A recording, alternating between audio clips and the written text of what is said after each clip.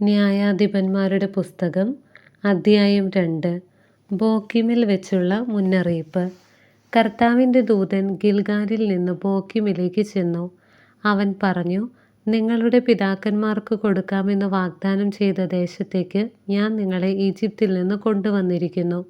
നിങ്ങളോട് ചെയ്ത ഉടമ്പടി ഞാൻ ഒരിക്കലും ലംഘിക്കുകയില്ലെന്നും ഈ ദേശവാസികളുമായി യാതൊരു സഖ്യവും നിങ്ങൾ ചെയ്യരുതെന്നും അവരുടെ ബലിപീഠങ്ങളെ നശിപ്പിച്ചു കളയണമെന്നും ഞാൻ നിങ്ങളോട് പറഞ്ഞു. എന്നാൽ നിങ്ങൾ എൻ്റെ കൽപ്പന അനുസരിച്ചില്ല.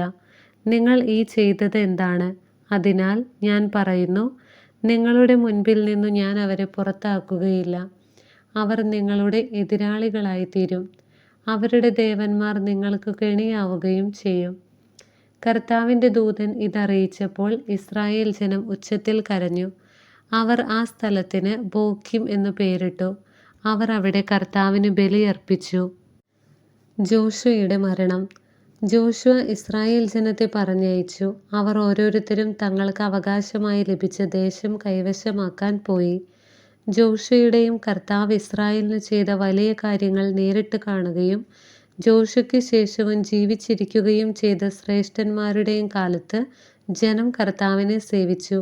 കർത്താവിൻ്റെ ദാസനും നൂനിൻ്റെ മകനുമായ ജോഷുവ 110 വയസ്സിൽ മരിച്ചു. അവനെ ഗാഷ് പർവ്വതത്തിനു വടക്ക് എഫ്രായിം മലനാട്ടിൽ തിമ്നാത്ത് ഹെറസിൽ അവൻ്റെ അവകാശ ഭൂമിയുടെ അതിർത്തിക്കുള്ളിൽ അടക്കി. ആ തലമുറ മുഴുവൻ തങ്ങളുടെ പിതാക്കന്മാരോട് ചേർന്നു. അവർക്കു ശേഷം കർത്താവിനെയോ ഇസ്രായേലിന് അവിടുന്ന് ചെയ്ത വലിയ കാര്യങ്ങളെയോ അറിയാത്ത മറ്റൊരു തലമുറ വന്നു. ബാലിനെ ആരാധിക്കുന്നു. ഇസ്രായേൽ ജനം കർത്താവിൻ്റെ മുൻപിൽ തിന്മ ചെയ്തു. ബാൽ ദേവന്മാരെ സേവിച്ചു. തങ്ങളുടെ പിതാക്കന്മാരെ ഈജിപ്തിൽ നിന്ന് കൊണ്ടുവന്ന ദൈവമായ കർത്താവിനെ അവർ ഉപേക്ഷിച്ചു. ചുറ്റുമുള്ള ജനങ്ങളുടെ ദേവന്മാരുടെ പിന്നാലെ അവർ പോയി. അവയ്ക്കു മുൻപിൽ കുമ്പിട്ടു. അങ്ങനെ അവർ കർത്താവിനെ പ്രകോപിപ്പിച്ചു. അവർ കർത്താവിനെ ഉപേക്ഷിച്ച് ബാൽ ദേവന്മാരെയും അസ്താർത്തെ ദേവതകളെയും സേവിച്ചു. ഇസ്രായേലിനെതിരെ കർത്താവിൻ്റെ കോപം ജ്വലിച്ചു. അവിടുന്ന് അവരെ കവർച്ചക്കാർക്ക് ഏൽപ്പിച്ചു കൊടുത്തു. അവർ അവരെ കൊള്ളയടിച്ചു. ചുറ്റുമുള്ള ശത്രുക്കളുടെ ആധിപത്യത്തിന് അവരെ വിട്ടുകൊടുത്തു. അവരോട് എതിർത്തു നിൽക്കാൻ അവർക്ക് കഴിഞ്ഞില്ല. കർത്താവ് ശപഥം ചെയ്ത് അവർക്ക് മുന്നറിയിപ്പ് നൽകിയിരുന്നതുപോലെ ചെന്നിടത്തൊക്കെയും നാശം വരത്തക്ക വിധം കർത്താവിൻ്റെ കരം അവർക്കെതിരായിരുന്നു. അവർ വളരെ കഷ്ടത അനുഭവിച്ചു. അപ്പോൾ കർത്താവ് ന്യായാധിപന്മാരെ നിയമിച്ചു. കവർച്ച ചെയ്തിരുന്നവരുടെ ആധിപത്യത്തിൽ നിന്ന് അവർ അവരെ രക്ഷിച്ചു. എങ്കിലും ന്യായാധിപന്മാരെ അവർ അനുസരിച്ചില്ല. പ്രത്യുത അന്യദേവന്മാരുടെ പുറകെ പോയി അവരെ വന്ദിച്ചു. കർത്താവിൻ്റെ കൽപ്പനകൾ അനുസരിച്ച് ജീവിച്ച പിതാക്കന്മാരുടെ മാർഗത്തിൽ നിന്ന് അവർ വേഗം വ്യതിചലിച്ചു. അവർ അവരെ അനുകരിച്ചില്ല. ന്യായാധിപന്മാരെ നിയമിച്ചപ്പോഴൊക്കെ കർത്താവ് അവർ ഓരോരുത്തരോടും കൂടെ ഉണ്ടായിരുന്നു. അവരുടെ കാലത്ത് കർത്താവ് ശത്രുക്കളുടെ കയ്യിൽ നിന്ന് ജനത്തെ രക്ഷിച്ചിരുന്നു.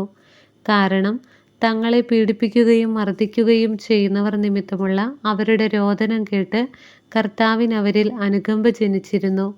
എന്നാൽ ന്യായാധിപൻ മരിക്കുമ്പോൾ അവർ വഴിതെറ്റി തങ്ങളുടെ പിതാക്കന്മാരെക്കാൾ വഷളായി ജീവിക്കും. മറ്റു ദേവന്മാരെ സേവിച്ചും നമസ്കരിച്ചും അവരുടെ പിന്നാലെ പോകും. തങ്ങളുടെ ആചാരങ്ങളും മർക്കടമുഷ്ടിയും അവർ ഉപേക്ഷിച്ചില്ല. കർത്താവിൻ്റെ കോപം ഇസ്രായേലിനെതിരെ ജ്വലിച്ചു. അവിടുന്ന് പറഞ്ഞു, ഈ ജനം അവരുടെ പിതാക്കന്മാരോട് ഞാൻ ചെയ്ത ഉടമ്പടി ലംഘിച്ചിരിക്കുന്നു. എൻ്റെ വാക്കുകൾ അവർ അനുസരിച്ചില്ല. അതിനാൽ ജോഷു മരിക്കുമ്പോൾ അവശേഷിച്ചിരുന്ന ജനതകളെ അവരുടെ മുൻപിൽ നിന്നു ഞാൻ നീക്കിക്കളയുകയില്ല. അങ്ങനെ തങ്ങളുടെ പിതാക്കന്മാരെ പോലെ കർത്താവിൻ്റെ വഴികളിൽ നടക്കാൻ അവർ ശ്രദ്ധിക്കുമോ ഇല്ലയോ എന്ന് എനിക്ക് പരീക്ഷിക്കണം. അതുകൊണ്ട് കർത്താവ് ആ ജനതകളെ ഉടനെ നീക്കിക്കളയുകയോ ജോഷുവയുടെ കൈകളിൽ ഏൽപ്പിച്ചു കൊടുക്കുകയോ ചെയ്തില്ല. അദ്ധ്യായം 3. കാനാനിലെ യുദ്ധങ്ങളിൽ പങ്കെടുത്ത് പരിചയം സിദ്ധിച്ചിട്ടില്ലാത്ത ഇസ്രായേൽക്കാരെ പരീക്ഷിക്കാൻ വേണ്ടി കർത്താവ് കുറേ ജനതകളെ ശേഷിപ്പിച്ചു. ഇസ്രായേൽ തലമുറകളെ യുദ്ധമുറ അഭ്യസിപ്പിക്കാനും പ്രത്യേകിച്ച് യുദ്ധാനുഭവം ഉണ്ടായിട്ടില്ലാത്തവരെ യുദ്ധം പഠിപ്പിക്കാനും വേണ്ടിയാണിത്. ആ ജനതകൾ ഇവരാണ്: ഫിലിസ്ത്യരുടെ 5 പ്രഭുക്കന്മാർ, കാനാന്യർ, സീദോന്യർ, ബാൽ ഹെർമോൻ മല മുതൽ ഹമാത്തിന്റെ പ്രവേശന കവാടം വരെയുള്ള ലെബനോൻ മലയിൽ താമസിച്ചിരുന്ന ഹിവ്യർ. മോശ വഴി കർത്താവ് തങ്ങളുടെ പിതാക്കന്മാർക്ക് നൽകിയ കൽപ്പനകൾ ഇസ്രായേൽക്കാർ അനുസരിക്കുമോ എന്ന് പരീക്ഷിക്കാൻ വേണ്ടിയാണ് ഇവരെ അവശേഷിപ്പിച്ചത്. അങ്ങനെ ഇസ്രായേൽ ജനം കാനാന്യർ, ഹിത്യർ, അമോര്യർ, പെരീസ്യർ, ഹിവ്യർ, ജബൂസ്യർ എന്നിവരുടെ ഇടയിൽ ജീവിച്ചു. അവരുടെ പുത്രിമാരെ ഇസ്രായേൽക്കാർ വിവാഹം ചെയ്തു. തങ്ങളുടെ പുത്രിമാരെ അവർക്ക് വിവാഹം ചെയ്തു കൊടുത്തു.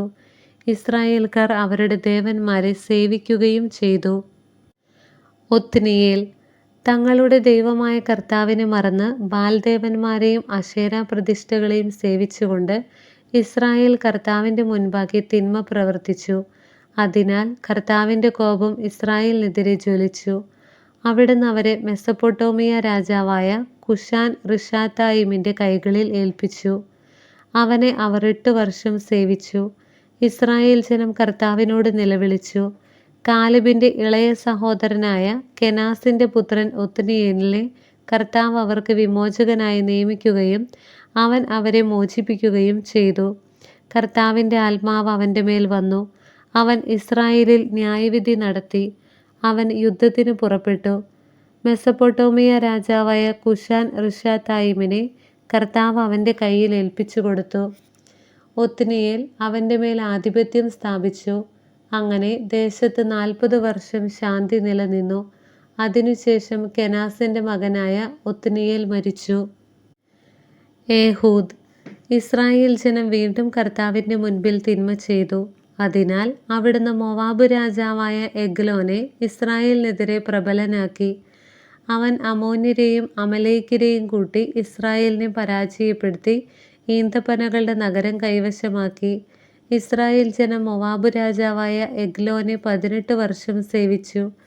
എന്നാൽ ഇസ്രായേൽ ജനത കർത്താവിനോട് നിലവിളിച്ചപ്പോൾ അവിടുന്ന് അവർക്കൊരു വിമോചകനെ നൽകി. ബെഞ്ചമിൻ ഗോത്രജനായ ഗേറയുടെ മകനും ഇടത്തുകയ്യനുമായ ഏഹൂദായിരുന്നു അത്.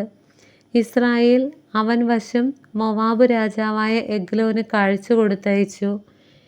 ഏഹൂദ് 1 മുഴം നീളമുള്ള ഇരുവായ്ത്തലവാൾ ഉണ്ടാക്കി വസ്ത്രത്തിനടിയിൽ വലത്തു തുടയിൽ കെട്ടിവെച്ചു. അവൻ മോവാബ് രാജാവായ എഗ്ലോന് കാഴ്ച സമർപ്പിച്ചു. എഗ്ലോൻ തടിച്ചു കൊഴുത്ത മനുഷ്യനായിരുന്നു. ഏഹൂദ് കാഴ്ച സമർപ്പിച്ചു കഴിഞ്ഞ് ചുമട്ടുകാരെ പറഞ്ഞയച്ചു. എന്നാൽ ഗിൽഗാലിൽ ശിലാവിഗ്രഹങ്ങളുടെ അടുത്ത് ചെന്നപ്പോൾ അവൻ തിരിഞ്ഞു നടന്ന് രാജാവിൻ്റെ അടുക്കൽ വന്നു പറഞ്ഞു, അല്ലയോ രാജാവേ, എനിക്ക് അങ്ങയെ ഒരു രഹസ്യ സന്ദേശം അറിയിക്കാനുണ്ട്. രാജാവ് പരിചാരകരോട് പുറത്തു പോകാൻ ആജ്ഞാപിച്ചു. അവർ പോയി. രാജാവ് വേനൽക്കാല വസതിയിൽ ഇരിക്കുകയായിരുന്നു. ഏഹൂദ് അടുത്തു വന്നു പറഞ്ഞു, ദൈവത്തിൽ നിന്നു നിനക്കായി ഒരു സന്ദേശം എൻ്റെ പക്കലുണ്ട്. അപ്പോൾ അവൻ എഴുന്നേറ്റു നിന്നു. ഏഹൂദ് ഇടത്തു കൈകൊണ്ട് വലത്തെ തുടയിൽ നിന്ന് വാൾ വലിച്ചെടുത്ത് അവൻ്റെ വയറ്റിൽ ശക്തിയായി കുത്തിയിറക്കി. വാളോടൊപ്പം പിടിയും അകത്തു കടന്നു. വാൾ ഊരിയെടുക്കാതിരുന്നതുകൊണ്ട് കൊഴുപ്പ് അതിനെ മൂടി. അനന്തരം ഏഹൂദ് പൂമുഖത്തിറങ്ങി അവനെ അകത്തിട്ട് വാതിലടച്ച് പൂട്ടി. അവൻ പോയി കഴിഞ്ഞ് പരിചാരകർ വന്നു. മുറിയുടെ കതകുകൾ പൂട്ടിയിരിക്കുന്നത് കണ്ടപ്പോൾ അവൻ ദിനചര്യയ്ക്ക് രഹസ്യമുറിയിലായിരിക്കുമെന്ന് അവർ വിചാരിച്ചു. അവർ കാത്തിരുന്നു കുഴഞ്ഞു. എന്നിട്ടും മുറിയുടെ വാതിലുകൾ തുറക്കാതിരുന്നത് കണ്ടപ്പോൾ അവർ താക്കോലെടുത്തു തുറന്നു. അതാ രാജാവ് തറയിൽ മരിച്ചു കിടക്കുന്നു. അവർ കാത്തിരുന്ന സമയത്ത് ഏഹൂദ് ശിലാവിഗ്രഹങ്ങൾക്കപ്പുറമുള്ള സെയ്റായിലേക്ക് രക്ഷപ്പെട്ടു. അവൻ എഫ്രായിം മലമ്പ്രദേശത്ത് എത്തിയപ്പോൾ കാഹളം മുഴക്കി. ഇസ്രായേൽ ജനം മലയിൽ നിന്ന് അവൻ്റെ നേതൃത്വത്തിൽ താഴേക്കിറങ്ങി.